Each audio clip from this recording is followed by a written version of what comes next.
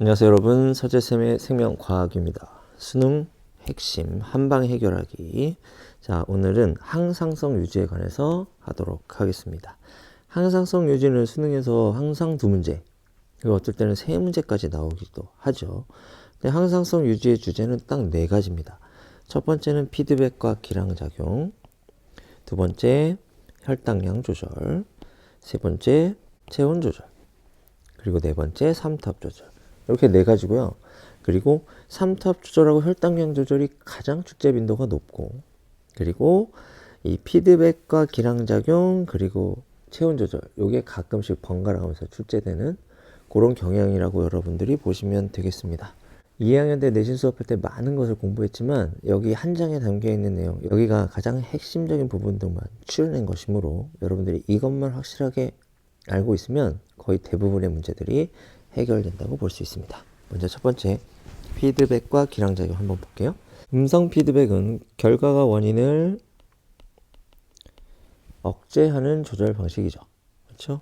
이 방식으로 뭘 할 수 있다? 호르몬 분비량을 조절할 수 있습니다. 호르몬이 너무 많이 분비되면 그 호르몬 분비 촉진 과정을 억제하는 거죠. 그러면 호르몬이 너무 많이 분비되지 않도록, 그리고 호르몬이 너무 적게 분비되면 억제 과정이 완화되겠죠. 그러면 다시 호르몬 분비가 촉진되겠지. 그렇지. 이 과정을 반복하면 마치 온도 조절기가 기준 온도를 설정해 놓으면 그 기준 온도를 벗어나지 않는 범위 내에서 켜졌다 꺼졌다를 반복하죠. 그런 거하고 비슷한 조절 방식이라고 볼 수가 있겠습니다. 자, 먼저 시상하부에서 TRH가 분비되죠. 이거는 TSH 방출 호르몬이라고 할 수 있겠고요. 그러면 이 TRH가 뇌하수체 전엽을 자극하면 뇌하수체 전엽에서 TSH가 분비되죠. 이 TSH는 갑상샘 자극 호르몬. 그래서 갑상샘을 자극하고 갑상샘에서 티록신이 분비됩니다. 이 티록신이 표적기관에 작용해서 세포호흡을 촉진합니다. 그렇지? 이게 티록신의 기능이고요. 이 티록신이 하는 또 하나의 일은 뇌하수체 전엽과 시상하부의 작용을 억제하는 거예요. 이게 바로 음성 피드백이 되겠죠. 티록신의 분비량이 많아지면 시상하부와 뇌하수체 전엽이 억제되면서 TRH와 TSH의 분비량이 줄어들겠죠. 그러면 티록신 분비량이 줄어들고, 티록신 분비량이 줄어들면 이 억제가 완화되면서 TRH와 TSH가 다시 늘어나겠죠. 그럼 또 티록신이 늘어납니다.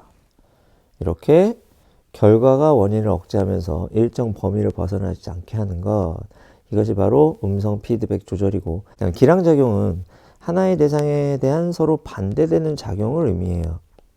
기량작용하고 음성 피드백을 헷갈려하는 친구들이 있는데, 기량작용은 작용입니다.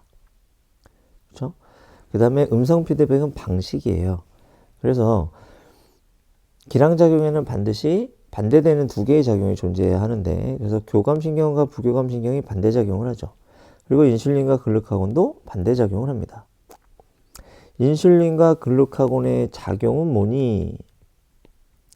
이렇게 질문하면 네, 그거는 반대작용이니까 길항작용입니다. 이렇게 대답을 해야 되고, 인슐린과 글루카곤의 분비 조절 원리는 뭐니? 이렇게 물어보면 아, 네, 그 원리는 음성 피드백입니다. 이렇게 이야기를 해야 되겠죠. 기량작용을 하는 것은 호르몬뿐만이 아니라 무엇도 신경들도 기량작용을 합니다. 이렇게 정리를 해두시면 되겠어요. 다음 2번째, 혈당량 조절 한번 알아보도록 하겠습니다. 혈당량 조절의 중추는 간내의 시상하부인데, 간내의 시상하부의 조절 없이 이자 자체적으로도 혈당량 조절을 하고 있다. 이렇게 알아두면 되겠고요. 혈당량 조절 원리 한번 알아보도록 하겠습니다. 저혈당, 포도당이 부족하다는 얘기죠. 언제? 밥을 먹지 않았을 때나 운동을 많이 했을 때 우리 몸에 포도당이 부족하죠. 그러면 이자의 알파세포에서 글루카곤을 분비합니다. 표적기관은 간이죠. 간에서 글리코젠을 포도당으로 분해하죠. 글리코젠은 간에 저장되어 있는 포도당을 수백, 수천 개 이어놓은 이런 다당류란 말이죠. 그렇지? 그럼 이 글리코겐을 하나씩, 글리코겐에서 포도당을 하나씩 이렇게 떼내면 그게 글리코젠을 포도당으로 뭐 하는 과정? 분해하는 과정이죠. 이 포도당을 혈액으로 어떻게 해? 방출하겠지. 그럼 혈액 속에 포도당이 많아집니다. 혈당량이 증가하는 거지. 포도당이 부족해. 저장해놨던 거 어떻게? 분해해서 방출시켜. 그러면 혈당량이 증가한단 말이야. 이때 알파세포. 그리고 이자의 알파세포를 자극하는 신경은 교감신경. 여기까지만 알아두면 됩니다. 고혈당일 때는 반대겠죠. 고혈당에는 밥 먹고 나면 탄수화물이 몸으로 쭉쭉 흡수되겠죠. 그렇지? 그럼 혈당량이 막 올라갑니다. 피 속에 포도당이 너무 많아. 그럼 뭐 해야 돼? 저장해놨다 나중에 써야 될 거 아니야. 그래서 이자의 베타세포에서 인슐린을 분비합니다. 그러면 간에서 지나가는 포도당들, 남아도는 포도당들을 잡아서 글리코젠으로 만들죠. 이번엔 어떻게? 낱개의 포도당들을 이어 붙여서, 그쵸? 포도당이 수백 개 연결된 글리코젠을 만드는 거야. 그럼 이렇게 덩어리가 커지면 물에 녹지 않고 가라앉겠죠? 그래서 세포 속에 차곡차곡 쌓아 놓는 겁니다. 그쵸? 요거는 글리코젠 합성이 되겠고, 간세포에 뭐합니까? 저장하는 거죠. 나중을 위해서. 그리고 인슐린이 하는 일은 한 가지가 더 있죠. 그렇죠? 조직세포에서, 그렇지? 혈액에 있는 포도당을 세포로 흡수하도록 촉진합니다. 그럼 혈액 속에 포도당이 줄죠? 세포 속 포도당은 늘어나겠죠. 그렇지? 그러므로 이 두 가지 작용이 합쳐져서 혈액 속의 포도당이 줄어 혈당량이 어떻게 돼? 감소하게 된다는 거죠. 이렇게 세트로 알아두시면 되겠습니다. 그리고 이자의 베타세포는 누가? 그렇지? 부교감. 그 다음에 이것과 다르게 혈당량을 증가시키는 호르몬이 두 개 더 있는데요. 이 두 개의 호르몬은 조금 다른 조건에서 작동해요. 언제? 추위, 긴장, 스트레스. 이럴 때 스트레스를 해소하기 위해, 추위를 해소하기 위해 그렇게 해서 혈당량을 높여주는 조금은 다른 목적으로 혈당량이 높아지는 그런 호르몬이라고 볼 수 있습니다. 어쨌든 간에 혈당량이 높아지는 호르몬이다 라고 하는 거 여러분들 기억하시고요. 첫 번째는 부신 속질에서 분비되는 에피네프린입니다. 이 에피네프린은 아드레날린이라고도 하는데, 그렇죠? 이 부신 속질을 자극하는 것이 교감신경이죠. 요즘 이게 자주 출제가 되고 있어요. 신경에 의한 자극으로 뭐가 나온다? 부신 속질에서 아드레날린, 에피네프린이 나온다. 그리고 부신 겉질에서는 당질 코르티코이드가 나오죠. 자, 이거 코티솔이라고도 부르는 호르몬입니다. 스트레스를 받았을 때 많이 나오죠. 그렇지? 그래서 얘는 부신 겉질을 자극하는데 이 부신 겉질을 자극하는 건 신경이 아니라 호르몬이에요. ACTH, 부신 겉질 자극 호르몬입니다. 그래서 이 두 개를 세트로 자주 물어봐요. 에피네프린은 신경에 의해 자극되어서 나오는 거고, 당질 코르티코이드는 그렇죠? 호르몬에 의해서 자극이 되어서 나오는 겁니다. 그래서 뇌하체 전엽에서 분비되는 ACTH가 부신 겉질을 자극하고 이 부신 겉질에서 당질 코르티코이드가 분비된다. 얘네 둘은 모두 혈당량을 어떻게 높이는 호르몬이다. 여기까지 알아두시면 되겠습니다. 그리고 문제를 풀 때 그래프 문제가 나오는데 요거는 꼭 외웁시다. 혈당량이 올라가면 인슐린 같이 올라갑니다. 그렇죠? 그래서 혈당량 변화와 인슐린 농도 변화 그래프는 함께 움직입니다. 그렇죠? 같은 방향으로 움직여요. 이렇게. 그래서 가로축이 혈당량, 세로축이 호르몬 농도. 이렇게 올라가는 호르몬이 있다면 그건 뭐다? 이건 인슐린이다. 이렇게 내려오는 호르몬이 있다면 글루카곤입니다. 혈당량이 높아질 때 같이 올라가는 거, 인슐린. 그렇죠? 혈당량이 높아질 때 내려오는 거, 그거 글루카곤 되겠죠. 그치? 그래서 두 번째는 인슐린과 글루카곤 농도 변화 그래프는 어떻게 움직여요? 반대로 움직이겠죠. 자, 이렇게 알아두시면 됩니다. 그래서 보통 가로축 시간이고 탄수화물 섭취 이런 거 나오지. 그럼 어떻게 돼? 쭉 올라가는데, 그렇죠? 이게 바로 뭐야? 인슐린. 왜? 탄수화물을 섭취하면 혈당량이 올라가죠. 혈당량이 올라갈 때, 다시 고혈당일 때, 그치? 그때 분비되는 호르몬 인슐린이잖아. 그러니까 혈당량이 올라갈 때 인슐린도 같이 올라가는 거야. 그리고 인슐린이 올라간 효과로 혈당량이 떨어지고 혈당량이 떨어지니까 인슐린도 같이 떨어지는 거죠. 그걸 여러분들이 꼭 알아두시면 좋을 것 같습니다. 다음 체온 조절입니다. 체온 조절은 간내의 시상하부에서 이루어지는데 시상하부의 설정 온도가 저온 자극과 고온 자극의 기준이 됩니다. 시상하부의 설정 온도가 37도시라면 그렇죠? 38도시는 고온 자극이 되는 거고 36도시는 저온 자극이 되는 거겠죠. 하지만 바이러스나 세균에 감염되면 이 시상하부가 기준 온도를 40도씨로 올립니다. 42도씨까지 올라가기도 하는데 그러면 38도씨도 저온 자극이 되고 그렇죠? 36도씨도 저온 자극이 되는 거죠. 그렇지? 그래서 열이 펄펄 나는데도 우리는 추위를 느껴. 왜? 저온 자극이기 때문에. 그래서 시상하부의 설정 온도가 변하면 고온 자극과 저온 자극도 변합니다. 그러므로 고온 자극과 저온 자극의 기준은 시상하부의 설정 온도이다.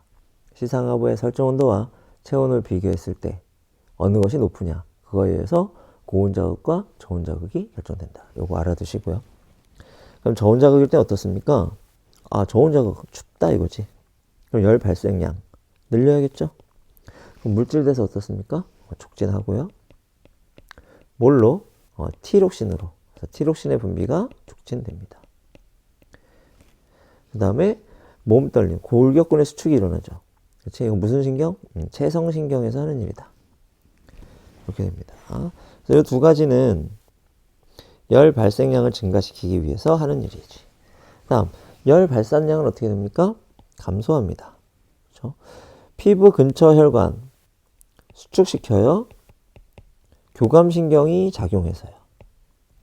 피부 근처 혈관이 수축하면 피부 근처로 흐르는 혈액의 양이 줄어들겠죠. 그러면 열 발산이 줄어듭니다. 그래서 추울 때 혈액을 피부 쪽으로 보내지 않기 때문에 얼굴이 창백해지는 거야. 그리고 잇모근을 수축시켜서 털을 세우죠. 그러면 공기층이 두꺼워집니다. 그러면 열 발산을 방지하게 되는 거죠. 그 다음 땀 분비 어떻게? 억제시켜야 되겠죠. 그래야 열 발산량이 줄어들겠죠. 그래서 요 세 가지는 열 발산량을 감소시키기 위해서 하는 일이다. 그럼 고온 자극일 때는 반대죠. 더워. 그러니까 열 발생량 줄여야죠. 그럼 물질 돼서 어떻게? 억제해야 돼. 티록신의 분비를 감소시켜요. 그 다음 골격근의 수축 없겠죠. 그렇죠? 열 발산량은 더우니까 증가시켜야 되죠. 피부 근처로 피를 많이 보내야 돼요. 그렇죠? 피부 근처에 있는 혈관을 이완시킵니다. 피부 쪽으로 피가 몰리게 되죠. 그래서 얼굴이 벌게지는 겁니다. 이때는 교감신경의 작용 완합니다. 부교감신경은 없죠. 그래서 부교감신경하고 관련이 없다라는 거 여러분들 기억하시고요. 그 다음에 잇모근은 이완되겠고 땀 분비는 증가하겠죠. 여기까지만 알아두시면 됩니다. 체온 조절은 이게 다죠. 자, 다음 이제 삼투압 조절 보겠습니다. 삼투압 조절을 학생들이 가장 어려워하는데 그치? 핵심적인 거 몇 개만 알아두면 다 똑같은 게 적용되는 거니까 여러분들이 연습만 하시면 충분히 극복할 수 있습니다. 자, 삼투압 조절은 뭐와 같다? 혈장 농도 조절과 같습니다. 누구의 삼투압 조절? 그렇지? 혈장의 삼투압 조절인 거죠. 삼투압하고 농도하고 비례하는 값이에요. 농도가 지나면 지날수록 삼투압이 높아진다. 이것만 여러분들 기억하시면 되고요. 삼투압이라는 단어가 헷갈리면 농도가 높으냐 낮으냐 이걸로 따지면 돼. 농도가 높으면 삼투압도 높고 농도가 낮으면 삼투압도 낮습니다. 헷갈리면 뭘로 바꿔라? 농도로 바꿔라. 그것만 여러분들이 잘 기억하시면 되겠습니다. 조절 중추는 간내의 시상하부. 뭘 가지고? ADH, 항이뇨 호르몬이라고 하는 이 호르몬을 가지고 우리가 조절을 하는데 뇌하수체 후엽에서 분비됩니다. 자주 물어보니까 꼭 기억하시고요. 하는 일은 콩팥에서 수분 제흡수를 촉진합니다. 생각해봐. 수분 제흡수라는 건 뭐야? 오줌으로 나가려던 물을 다시 걷어들였다라는 거지. 원래 오줌으로 백을 나가게 하려고 했는데, 그렇지? 제흡수를 촉진하면 어떻게 돼? 나가려던 오줌량이 줄어들겠죠. 그러니까 ADH, 수분 제흡수 촉진. 그럼 어떻게 된다? 오줌이 줄어. 그렇지? 오줌량이 준다고. 오줌량이 줄면 오줌이 진해질까요? 진해지겠죠. 그래서 진한 오줌 소량 배설하게 하는 것이 ADH의 효과다. 이것만 여러분들이 명확하게 머릿속에 넣어두시기 바랍니다. 오줌이 진해진다는 건 뭐죠? 오줌 삼투압이 어떻게 된다는 거지? 높아진다는 거죠. 그렇지? 소량 배설이라는 건 뭐죠? 오줌량이 어떻게 된다는 거야? 감소한다는 거죠. 그렇지? 오줌 삼투압 어떻게 변하니? 오줌량 어떻게 변하니? 이거 제일 많이 물어보잖아요. 그렇지? 이것만 명확하게 알아두시면 되겠습니다. 그러면 자, 언제 나오냐? 혈장 삼투압. 다시 해서 혈장의 농도가 높을 때 피가 너무 진하다 이 얘기지. 이 말은 상대적으로 물이 부족하다는 얘기죠. 그럼 물이 부족하면 물을 아껴야잖아. 물이 부족하면 물을 아껴야 되잖아. 그럼 오줌량 줄여야겠죠. 그렇지? 생각해봐. 자, 물이 부족해. 혈장 삼투압이 높아. 물이 상대적으로 부족한 거야. 그럼 ADH 분비를 촉진합니다. 콩팥에서 수분 제흡수량을 증가시키겠죠? 그만큼 오줌량이 어떻게 돼? 감소한다는 거죠. 물을 아껴야 돼. 그렇죠? 그러니까 오줌량을 줄이는 거야. 그러면 그만큼 오줌 농도가 어떻게 돼? 증가하겠지. 그거는 오줌 삼투압이 증가한다는 거죠. 오줌이 진해졌어. 그러면 그만큼 혈액은 묽어지겠지.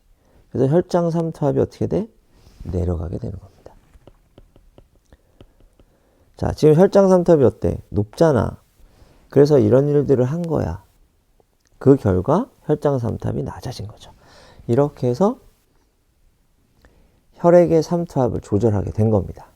다시 한번 잘 보세요. 자, ADH 분비가 촉진돼요. 그죠? 수분 제흡수량 증가됩니다. 그죠? 물을 아낀 만큼 오줌량이 줄겠죠. 그렇지? 오줌량을 줄인 만큼 오줌 농도가 높아질 거야. 오줌 농도가 높아졌으니까 혈액 농도는 낮아지는 거라고요. 알겠죠? 낮을 때는 그냥 무조건 반대로 알면 되겠죠.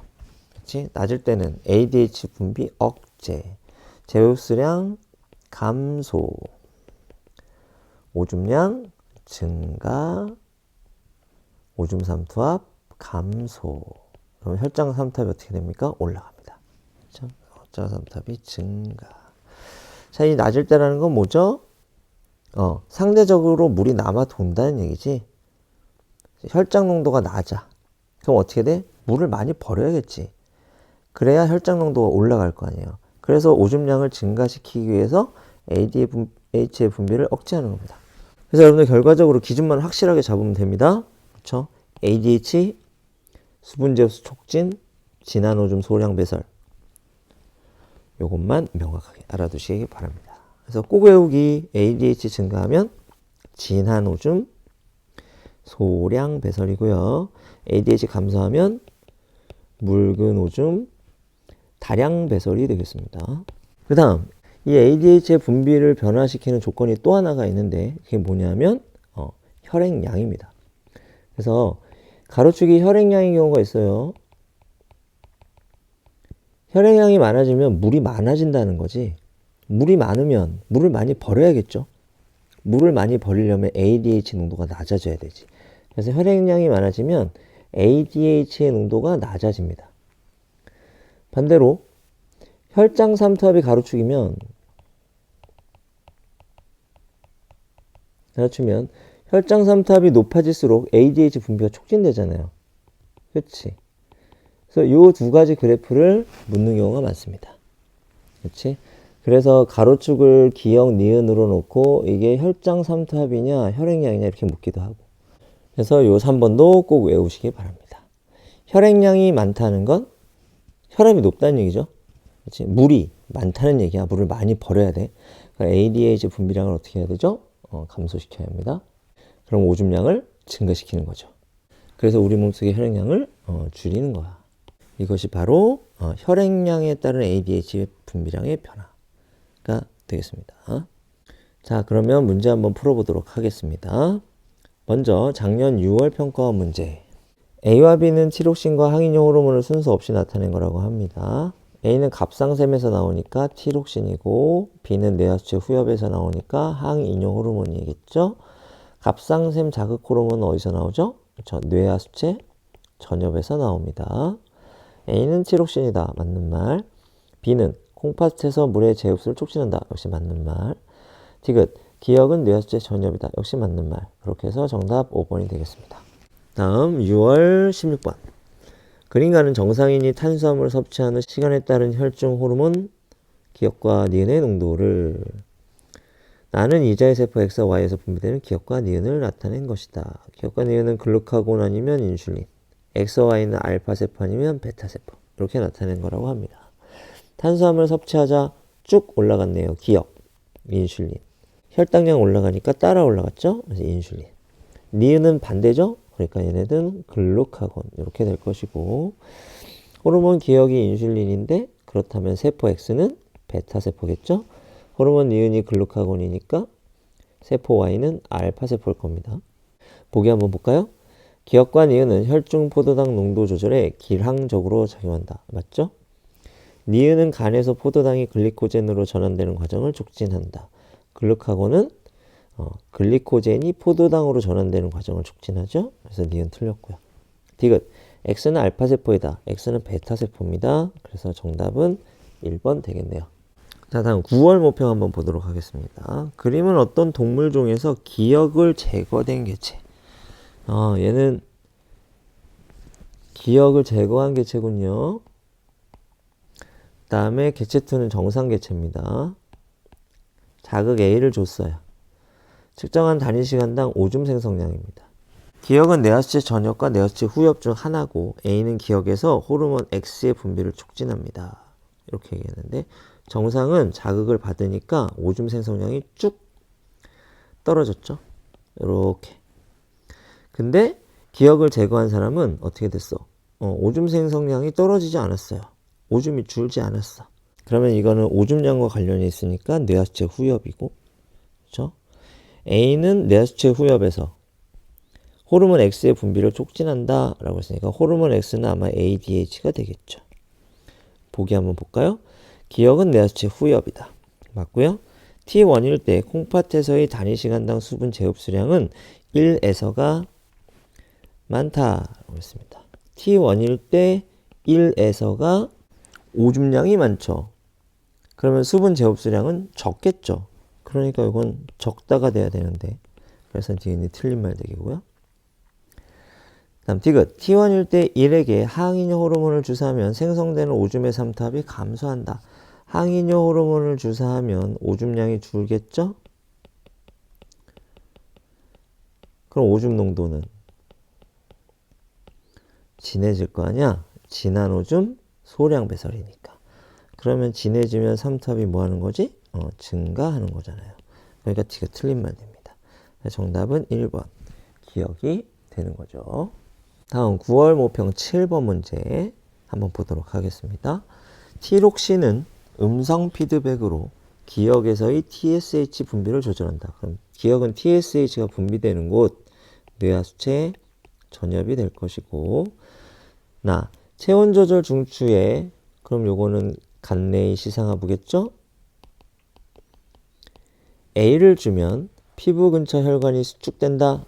피부 근처 혈관이 수축돼 추운 거네요. 그럼 이거는 저온 자극이 되겠습니다. 기억. 티록신은 혈액을 통해 표적세포로 이동한다. 이건 뭐 당연한 얘기고. 니은. 기억과 니은은 모두 뇌줄기에 속한다. 뇌줄기는 중간내, 뇌교, 연수. 기억, 니은 모두 속하지 않죠. 그래서 이거 틀렸고요. 디귿. A는 고온 자극이다. 저온 자극이네요. 또 틀렸습니다. 그래서 정답은 1번. 기억이 되네요. 9월 모평 10번 문제입니다. 9월 모평에는 항상성이 3문제가 나왔죠. 자, 한번 보면 그림은 정상인이 1과 2일 때 혈중 글루카곤 농도의 변화를 나타낸 것이다. 1과 2는 혈중 포도당 농도가 높은 상태와 혈중 포도당 농도가 낮은 상태를 순서 없이 나타낸 것이다. 그럼 글루카곤 농도가 언제 올라가죠? 혈중 포도당 농도가 낮을 때 올라가잖아요. 그러니까 1이 낮을 때고 2가 높을 때라는 거 알 수 있겠죠. 기억. 1은 혈중 포도당 농도가 높은 상태이다. 그럼 이건 틀린 말이고. 니은. 이자의 알파세포에서 글루카곤이 분비된다. 이건 뭐 개념이잖아요. 맞는 말이고요. 디귿. T1일 때 혈중 글루카곤 농도분의 혈중 인슐린 농도는 1에서가 2에서보다 크다라고 했어. 그럼 1에서가 크냐? 이거 보면 되죠. 그러면 글루카곤은 어때요? 1에서가 높죠. 그만큼 혈중 인슐린 농도는 1에서가 낮겠지. 그러면 전체 값은 낮죠? 그렇죠? 1에서가 어떻다?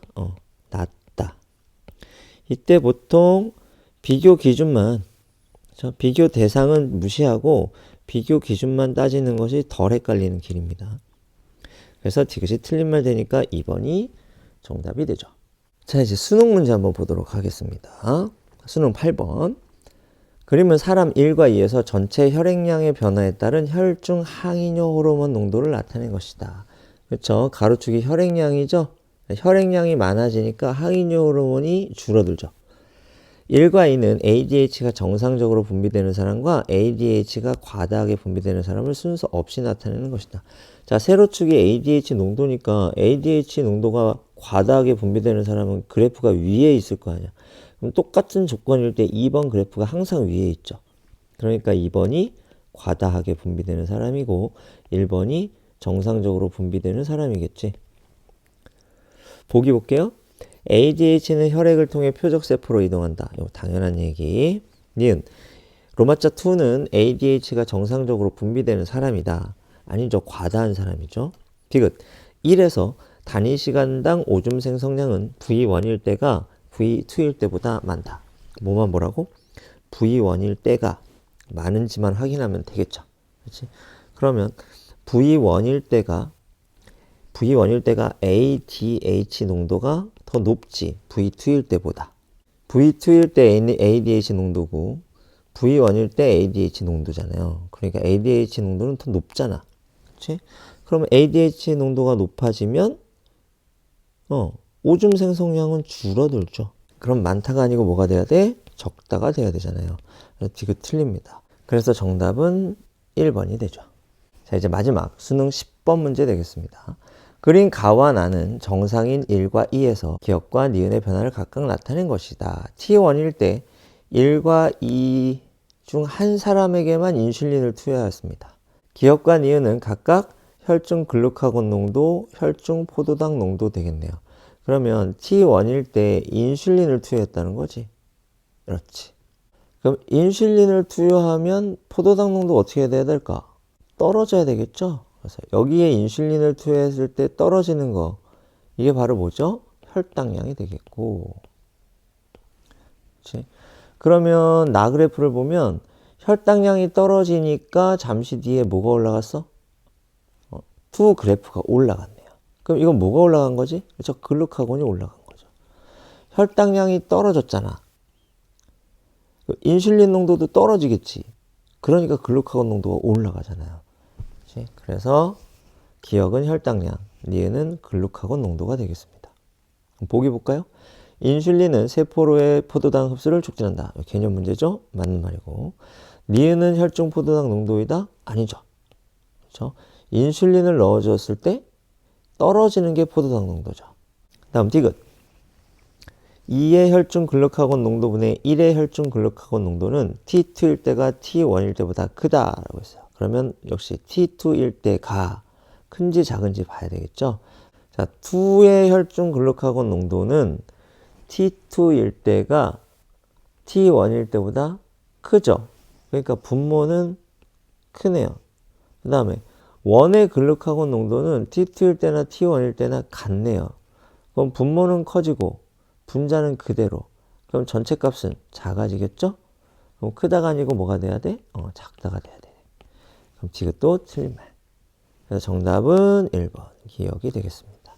이렇게 해서 작년에 출제되었던 항상성 문제를 우리가 한번 다 풀어봤어요. 그렇죠? 어떻습니까? 그렇지. 아까 선생님하고 같이 한 기본 개념만 잘 머릿속에 넣고 있으면 거의 대부분의 문제들이 다 해결되는 걸 볼 수 있었죠. 그렇죠? 그거 자꾸 반복하시고 문제 풀어보시기 바랍니다. 자, 수능 핵심 한 방에 정리하기. 자, 오늘은 항상성 편 해봤고요. 다음 시간 또 기대해 주시기 바랍니다. 오늘 여기까지.